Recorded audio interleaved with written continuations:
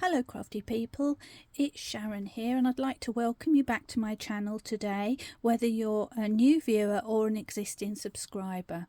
I'm really pleased to have you here today as we're going to create this very quick and easy card using just a handful of Lavinia stamps and some ink pads to make this beautiful night sky background and the sort of hazy ground area. This is a technique that I really like because I like the soft line transitioning from the dark sky into the ground. So I'm going to show you how to do that today, and let's get started without any further ado.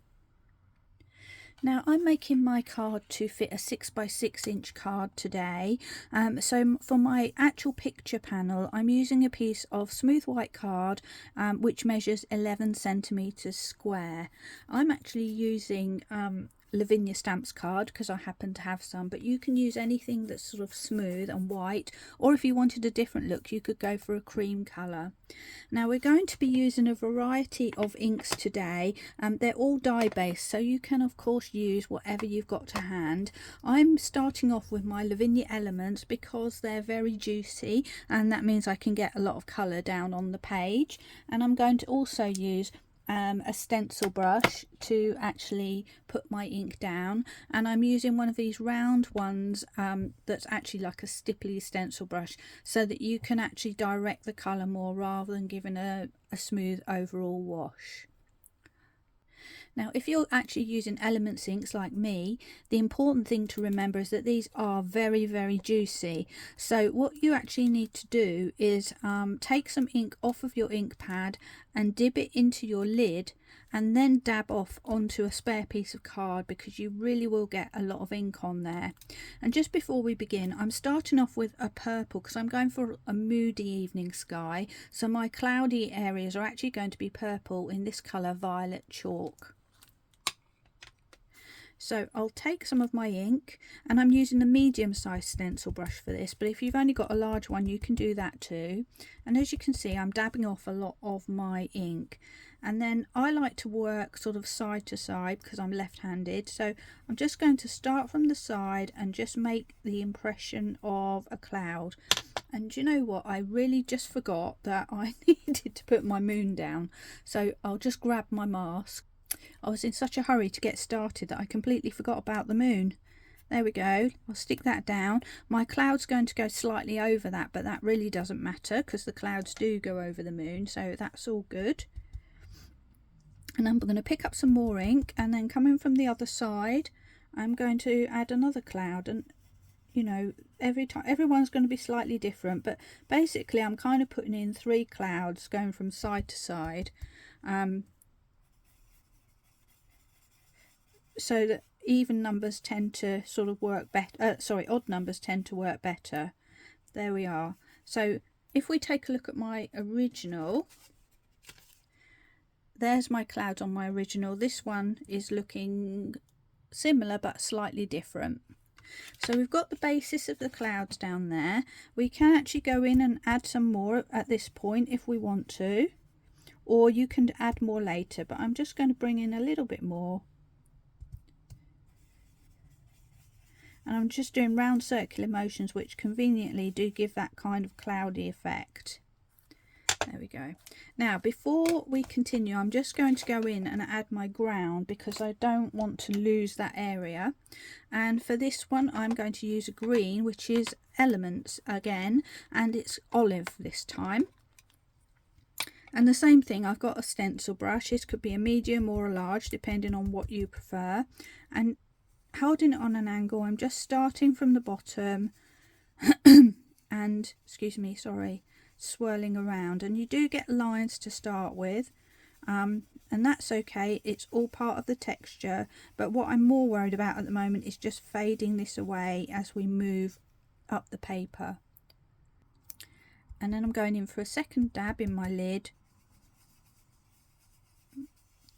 and I'm going to do the same.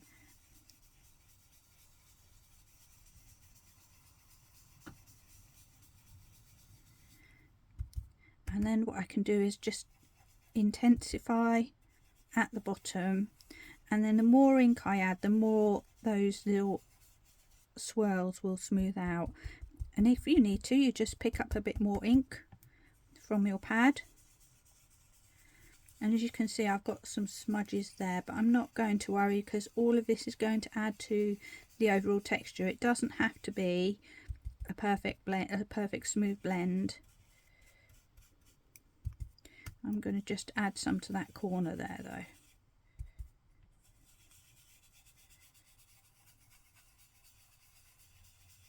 And then just blending upwards again. There we go. And now we've got the beginning of our ground. Now if mine looks like the wind's blowing everything this way, which is, I'm okay with that, but you can just sort of kind of go over the top if you want to, just kind of get rid of that feeling. Lovely. So that's our green down. We haven't forgotten about the ground now. And the next thing we're going to do is start to add some darkness in the sky, and I'm going to go with this one, which is dark denim. And following the same process, we're going to start filling in the gaps where our clouds were. And as you can see, this is quite a dark and intense colour, so I'm going to start off quite lightly. I've got a larger brush this time, but again, they're totally interchangeable. That's just what I have for this colour. And just be careful of your moon to make sure, try not to lift it. Mine's not too sticky, so it is lifting a little bit. So I'm going to swipe away from the stencil if I remember, so that I can keep that sticky bit down. And what we're doing first of all is just getting some basic colour down. And it doesn't matter if I go over the edges of the clouds, because that creates another shade of purple again. And like me, you can turn your page around. And we are going to come down to the bottom, but just touch close to where that green area is without going over it. You can go over it a little bit if you want, that's fine. But I kind of like having almost a white soft line that just defines where we get to the edge there. And now that we've got the basics down, we can start to add a bit more. And if you are worried about getting fingerprints because the ink's wet, you can just get a piece of card like me and just rest your fingers on that. We'll go again, and in a minute we'll probably come back with that purple, because when we looked at that before, it looked very dense, but now we've added some of this deep blue, the purple starts to fade away a bit, so we'll be ready to add some more of that lovely purple.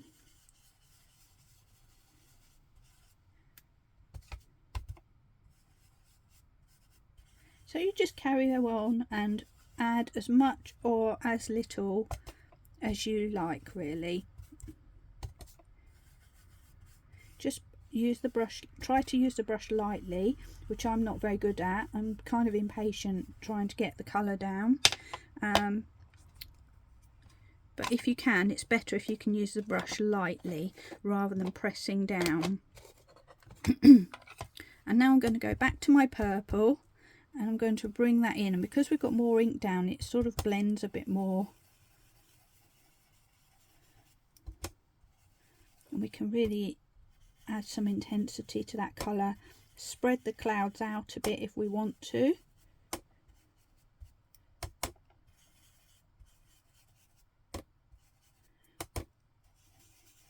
And bring that purple back into play. And in some ways, if you added a green and made the stripes go up that way, this would make a good sort of Northern Lights scene as well. Okay, next thing to do is to start to make it really dark, and for that I'm going to bring in another blue, which is, I've lost it, there it is, Midnight Blue, and this is a really dark blue. So what we're going to do is dab into there and dab out onto our lid, and then if you look here, it's like a much darker blue. So what we're going to do is use that to frame the edge of the card. Because my lid's not too full of ink, I'm just going direct now. And that will go over the top of the other colours and just add a darker frame onto the edge of our card, which gives the impression of it being dark without making it too overwhelmingly dark, so that, you know, we're not going to be able to see the characters because it's so dark. And what I'm also going to do is bring that as a shadow down at the bottom on my green area, and it kind of goes a bit more grey, and the effect it does is it puts this ground into the shadows, making it more like a darkness sort of scene, but also you can see the area that we left light really starts to glow, which is a lovely effect because it's as if the moon is glowing down onto that area. So if I bring that around now, you can start to see that we're getting some lovely contrast between the shaded area at the front and the grass or ground that is actually sort of facing towards the moon. Right, I think now would be a good time to just do a quick wipe up because there's a fair amount of very dark ink here.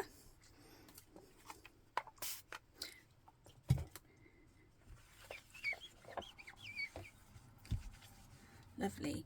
And then we are ready to remove our moon.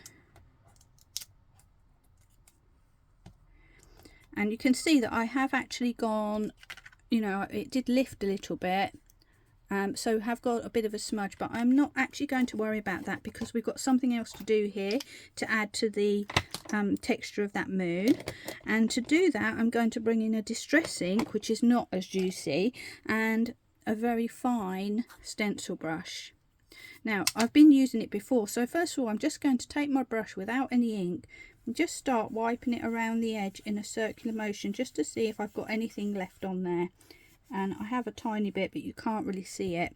So I'm going to go in and follow the same process and just start adding in a round sort of circle a bit of shadow around the edge of that moon. And it's very, very subtle. You may not even be able to see it.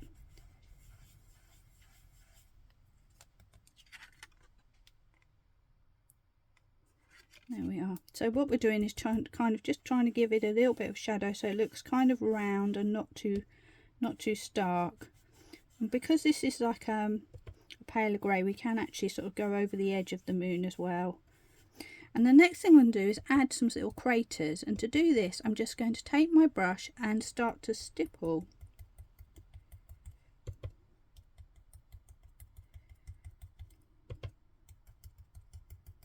around the moon, and some of them will come out darker, some lighter.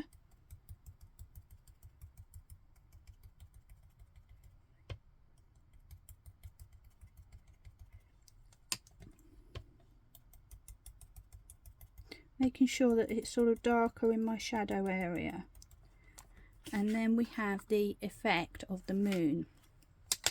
And the last thing I want to do to complete this background is add some texture to the sky, just to add a bit more interest. And it's really up to you whether you do this or not, but I'm just going to add some splatter. So I'm going to spray some water nearby just on my mat, which you won't be able to see, but I'm going to go in with my fan brush now, pick up that water and just start to splatter it all over. And I've done it with spray water rather than dipping into a pot because I just want it to be quite delicate. I don't want to pick up too much water. I'm going over the moon and everywhere really. So that's that done. I'll just leave that to settle for a moment and then I will pick up the excess water. So taking a kitchen towel, I'm just going to blot down onto that area and pick up the ink that's been wicked away. And then we just need to leave that for a few minutes to dry. So my background is all dry now, and the next thing I'm going to do is create a wire for my birds to sit on. And that's very simple to do. You just take a fine liner pen as thick as you like. I've gone for a 0.5 this time, and just in a way that's comfortable for you, but making sure the line goes over the moon. Just draw a slightly curving line across the page like so, and then draw a second line over the top, just wobbling slightly, just to give it a little bit of thickness.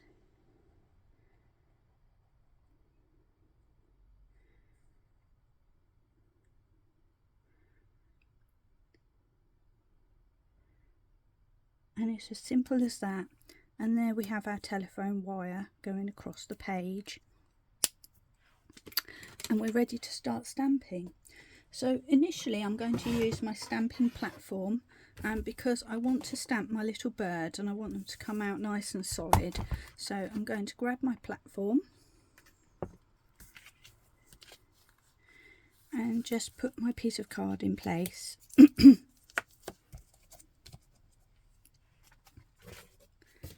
And the stamps that I'm using are these gorgeous little birds. They're called fledglings from Lavinia Stamps. And I'm just going to place them together on the wire, but with their bodies just slightly below the wire.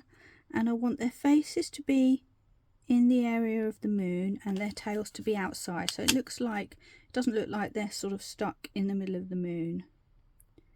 So making sure their tails are outside, but the highlight, which is their faces, are going to be sitting there in the middle of the moon so we can see them nice and brightly. And I'm going to stamp these with my VersaFine Clair in Nocturne, which will give me a lovely crisp image, and when I stamp them you'll see all the details of the little feathers.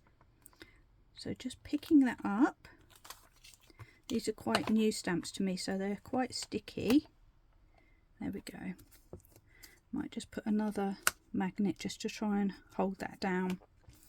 And taking my ink, which I've probably mentioned before is quite an old ink pad, so it's probably going to take a couple of goes. I'm going to stamp up my little birds and press them down onto my page. And the important thing is to leave these to sit there for a second, just to give that ink a chance to sink into the card. Just gently pressing, and then I'll lift up, and there we have our first impression. So I'm going to go back again and over stamp in exactly the same place, and that's why I'm using the stamping platform, so that I know that I'm going to be able to stamp in the same place as the first time. And we'll give that another go.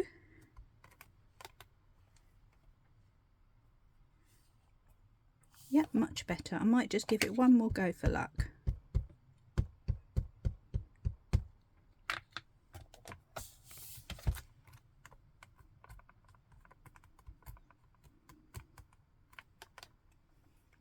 And there we have our birds in place. I don't actually need my platform anymore, but I'm going to leave my card on there just because it adds a bit of cushioning for my stamping. But I'm going to flip around to the side now, so that I can start working on this bottom area. And it's up to you whether you leave magnets on or not. It's just a matter of choice, really. Okay, so the next thing I'm going to do is add some reeds, and these are the ones that I'm using. I've had this one for so many years that it's before they put names on them, but you'll probably find something very similar, if not exactly the same, on the website. And I'm going to make these so that they're a little bit soft and muted. So I'm going to use a different VersaFine. I'm going to use the Morning Mist ink pad, which is a soft grey colour, and I want to be able to twist and move my stamp around this time, which is why it's easier to do this freehand rather than using the stamp pad. And so I'm going to add my stamp onto an acrylic block, which I can then move and twist as I want. And I'm going to ink up with my VersaFine grey colour. So exactly the same process, and this time I'm going to add some of these reeds starting off the edge of the page and quite high up. So I'm going to kind of create a background, and you can see immediately that that comes out much softer and more muted, which is just what we want, because we want these to be in the background. And then using the same stamp, I'm going to stamp again, but I'm going to twist around so it's a different angle and bring those reeds down a little bit. So we're creating a nice curve around the corner there. And then one more time down at the bottom and overlap them so they're not all one next to the other. We want them to look kind of like they're different, and then we have a nice little curve of our reeds there. And now I'm going to bring in another kind of foliage to go in there, and this time I've got this grassy one which is called Orchard Grass LAV672. Again, you don't have to have these exact stamps. Any foliage that you've got is going to work beautifully with this sort of effect. So doing the same thing again, I'm going to take my grass and place it onto my mat, my acrylic block, and use the grey ink once again. And this time, starting from the other side, I'm kind of going to do the same thing and work back towards the middle. And this one, because it's really delicate, you can, you know, overlap all over the place, so that you can have some really dense grass effect in there, or you know, you can make it more spread out. But because it's the grey, it's going to be lovely and soft, and you can do second generation stamping as well if you want to, which is going to come out very soft indeed. And I'm going to add some even behind these reeds as well, and then come in with a second generation. Oops. And just put in really as much or as little as you like, but what it does, it kind of fills out that area a little bit, which is really nice.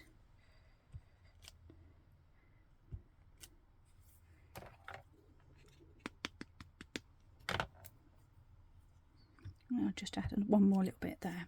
So as you can see, what's happening is we're building up the base area, and that's all done with the morning mist. So nice soft and grey rather than the deep black that we've seen here on the birds, who are our main characters. And then we're going to move on to the final stamp that I'm using, which is this lovely one here, and this is called Fairy Buttercups LAV375. And for this one, I'm going to go back to the black because I'm having these right in the foreground. So bringing my stamp in,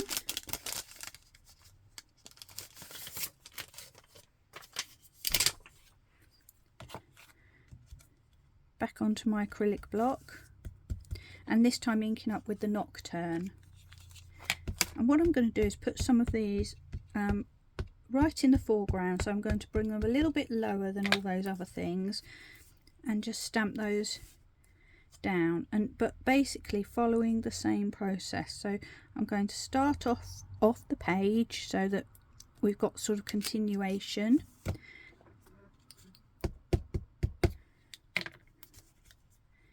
and then I'm going to carry on adding a few, changing the angle and letting the stamp overlap so that these look random rather than a repeat of the same stamp.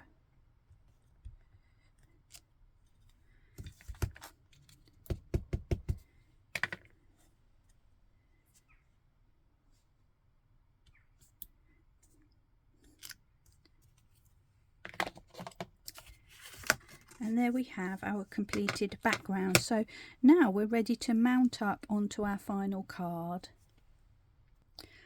So here we have the final scene, which you can leave just exactly like this, or if you want to, you can add an extra little bit of foam matting around the edge, which will just frame and enclose that picture so that it stands out from the rest of the card that we're going to use.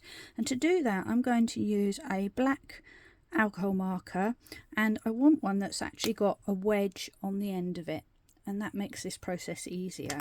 So I'm just going to bring in my scrap paper.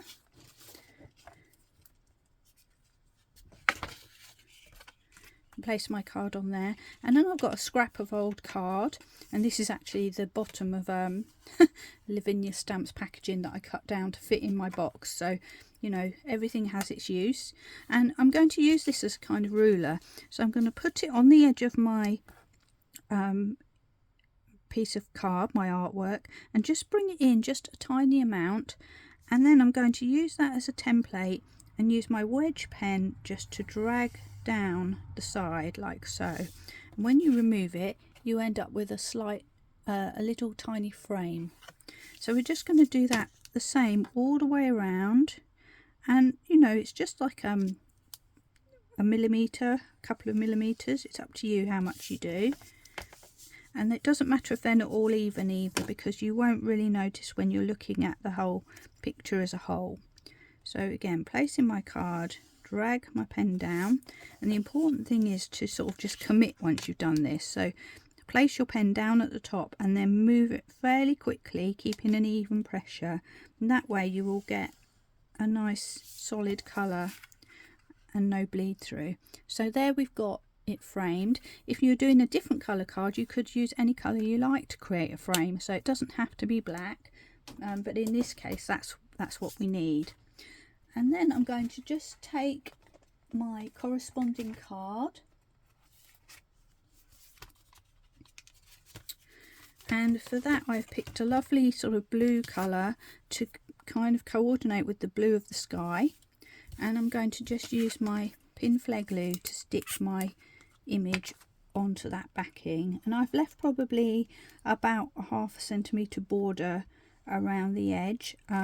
So the blue card's about 12 centimetres, and the reason for that is just so that we've got a variety of different frames rather than them all being the same size. So once I put that on there, you can see that immediately the black that we just put on with the marker pen pops out there and looks as if we've got another little mini frame on there without having to use card. And then finally, on my 6x6 card, I've mounted this lovely sort of mulberry colour, which is supposed to sort of coordinate with the purple of the clouds. And I'm going to do the same thing, just stick with my pin flag glue.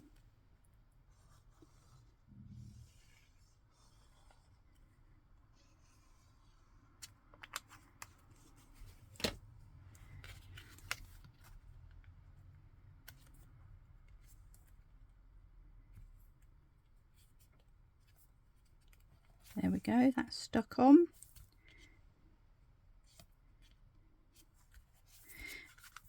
If I pull my scrap paper away, there we have our final